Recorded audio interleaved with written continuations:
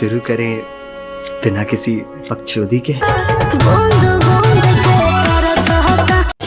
तो हेलो भाई लोग, कैसे मारा आप लोग? उम्मीद करते हैं बढ़िया। पहिले कमर रहे फेमस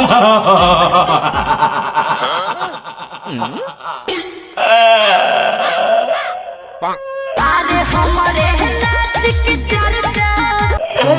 भैया लोग बदलिए, समय बदल जाए, जज्बात बदल, लेकिन ये प्रेरणा नहीं चाहिए रही। लाले लाले घोघरी उठाओ गोरिया बहन के आगल पागल अटल भैया बतावा, मरले भाई सन सैया रे, मरले मोय सन सैया रे। अरे काम मार ले, काम मार ले, काम मार ले, काम मार ले, काम मार ले, काम मार ले, मेरी बहन के बच्चे जी यार।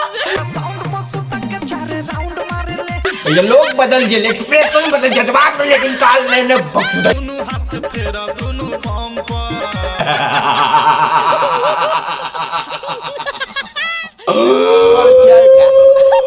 काल भैया ने भोजपुरिया में जन्नत दिया भाई।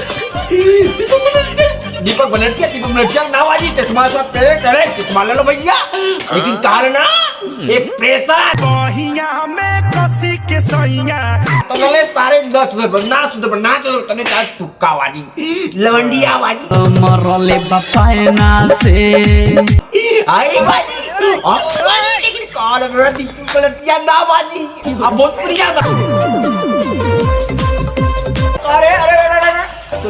करे तोने कई बतिया के पादत हुए मरले भाई तने सैया रे, मरले भाई सन सैया रे। पटना से चला था दवाइया रे। पटना से चला था, पटना से चलो भैया, पटना का बदनाम मत करिए। पटना भैया बहुत बड़ा घटना कर दी।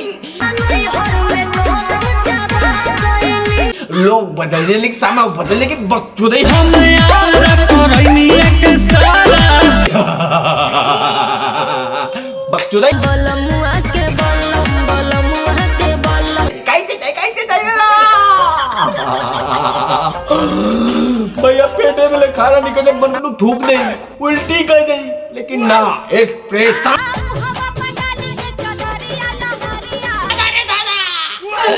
करे तो उन्होंने ना सुधर मन करे डंडा अरे अंडा निकाल दी, लेकिन नहीं, तुम लोग को चाहिए तड़का।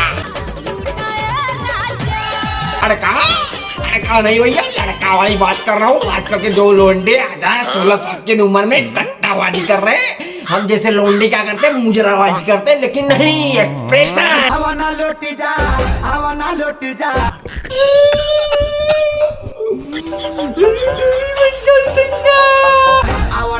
के तू लाहे लाहे भूत जा। तो भैया लोग बदल दिए, जज्बात बदल गए, इन्होंने सारे कैसे जाए भाई, मन कर रहा थूक दे, नकटी निकाल के उन्हें ऊपर लगाई दी। खोखार बात बात कर रहा हूँ। हम जैसे लौंडे का कर रहा है भोजपुरी बदनाम है कि देखो बनर्जिया की क्या कर रहा है, लेकिन लोग क्या कर रहे हैं, घोर के पियो वीडियो कटाओ देवरा के देनी ना चुमा तो।